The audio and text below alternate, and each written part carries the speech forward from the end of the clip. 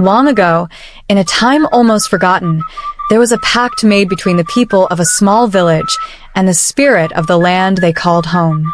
The villagers had come to settle in the heart of a forest rich with life and wonder, a place where the trees whispered ancient secrets and rivers sparkled like jewels in the sun. They believed the land was a gift from a powerful spirit, a guardian that watched over all living things. But the spirit was not a mere silent witness. It demanded respect, a balance between giving and taking. And so, the villagers made a promise. They would honor the land, never taking more than they needed, always giving back.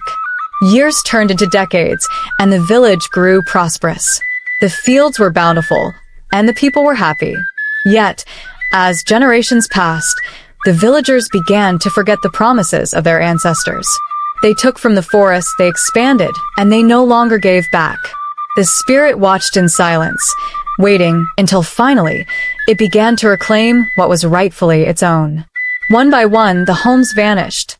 Families disappeared in the dead of night, leaving only the faintest traces, shadows on the ground, whispers in the wind, symbols scorched into the earth. Nala, a spirited girl of 12, with a keen mind and a heart braver than most. Nala's inner monologue as she watches the village, pensive. Another family gone. Mama says it's just a strange sickness, but I know there's something more. The forest has been too quiet, the birds don't sing like they used to, and I keep seeing symbols in the dirt, symbols I've never seen before. Nala's mother enters, casting a worried look toward her daughter. Mother, gently, but with fear in her eyes, Nala, stay inside tonight. The wind speaks of bad omens, and your father says we must keep to ourselves. But Nala can't stay away. Despite her mother's warnings, she feels a calling, a pull to discover the truth about the forest, about the legend she's heard whispered by the elders. She's always felt a strange connection to the land, as if it, too, speaks to her. Nala, to herself, voice full of determination. If no one else will find out what's happening, I will. I'll find out why the families are disappearing, and why the spirit has come back to haunt us. Early in the morning, Nala wakes to a faint, unsettling silence hanging over the village. She steps outside, feeling the crisp morning air as she heads to fetch water from the well. But as she rounds the corner, she stops, frozen in shock. The house belonging to her neighbors, the Tumbo family, has vanished. All that remains is an empty space where their home once stood. The ground is unnaturally smooth, with only a strange, swirling symbol burned into the earth. Nala, whispering to herself, it's gone. But how? Other villagers gather around, murmuring in hushed tones. Fear is evident on their faces. Nala's father arrives, his face pale and tense. Father, pulling Nala back protectively, stay away from there, Nala. Something dark is at work here. Village elder, Nzi Bakery, stepping forward, his voice grave. This is the work of the forest spirits. The land is angry. Villagers murmuring, voices filled with dread. What could we have done? Why would the spirits be angry with us? Nala's, as she watches Nzi Bakery, the spirits, could it be true? Could the legends I've heard all my life be real? As the villagers disperse, casting nervous glances back at the empty space, Nala notices Nzi Bakery looking at her. His eyes seem to hold a silent warning, as if he knows more than he's willing to say. That night, as Nala lies in bed, unable to sleep, she hears a faint sound, a whisper, like the rustling of leaves. She sits up, her heart pounding, and listens carefully. The whisper seems to be calling her name. Whispering voice, soft and distant. Nala, Nala. Nala's curiosity gets the better of her. She wraps herself in a shawl and slips out of her house, moving quietly through the village until she reaches the edge of the forest. The trees stand tall and ominous, their shadows stretching across the ground. She takes a cautious step forward, feeling the cold earth beneath her feet, the air thick with something she can't quite name. Fear? Mystery? An invitation? Suddenly, a shadowy figure appears among the trees, just out of reach. It's indistinct, almost like a shifting mist, with eyes that glint like embers in the darkness. Mysterious figure, in a voice that echoes like the wind. Why have you come, child of the village? Nala's heart races, but she stands her ground. Nala, voice steady, despite her fear. Are you the spirit of the forest? Why are you taking our peoples? Mysterious figure, softly, almost sadly. Your people broke their promises, young one. They have taken too much and given nothing in return. Now, the forest reclaims what it is owed. Nala, whispering, voice filled with determination. Tell me how I can stop this. I'll do whatever it takes. The figure's eyes narrow, and its form seems to blend back into the shadows. Mysterious figure. To stop what has begun, you must seek the truth hidden within the forest. Follow the signs, Nala. But beware, for the journey will test you in ways you cannot yet imagine.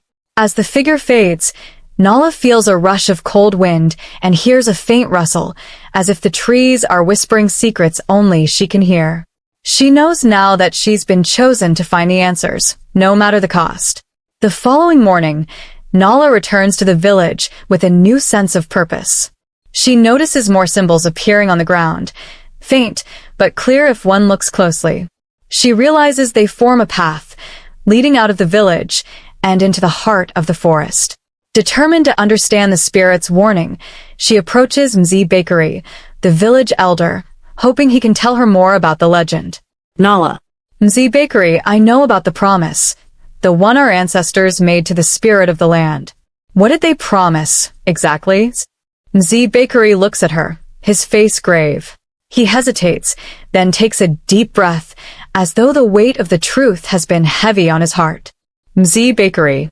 Our ancestors promised that they would care for the land, taking only what was needed and honoring the forest in return.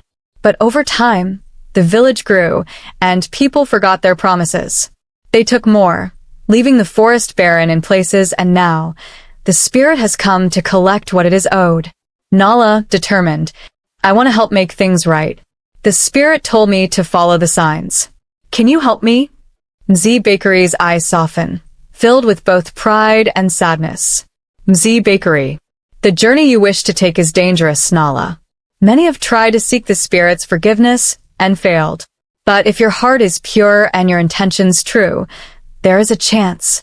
He hands her an old, tattered map, marked with paths leading deep into the forest and symbols she doesn't recognize. Mzee Bakery said, follow this map, but be warned, the forest will test you.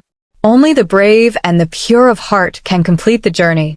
Nala takes the map, feeling its rough edges under her fingers, a mix of excitement and fear swelling within her.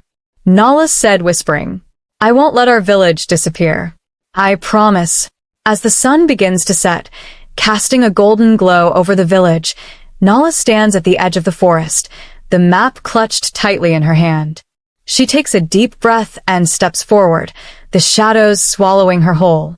The forest feels alive, watching her, whispering as she passes. Strange animal calls echo through the trees, and Nala catches glimpses of movement out of the corner of her eye, birds with shimmering feathers, animals with eyes that seem too wise. Nala's inner monologue as she walks deeper into the forest.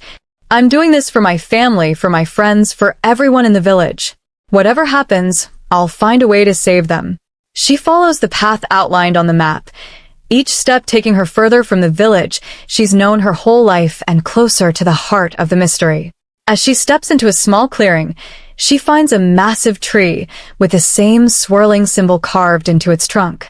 Just as she reaches out to touch it, a cold wind sweeps through, and she hears the spirit's voice again, echoing through the forest. Turn back, Nala, or face the consequences. Nala's hand hovers over the symbol, her heart racing. But she's made her decision. She won't turn back. What do you think would happen next? Would she succeed, or fail like others? Leave your answers in the comment below, like, share, and don't forget to subscribe. Thank you.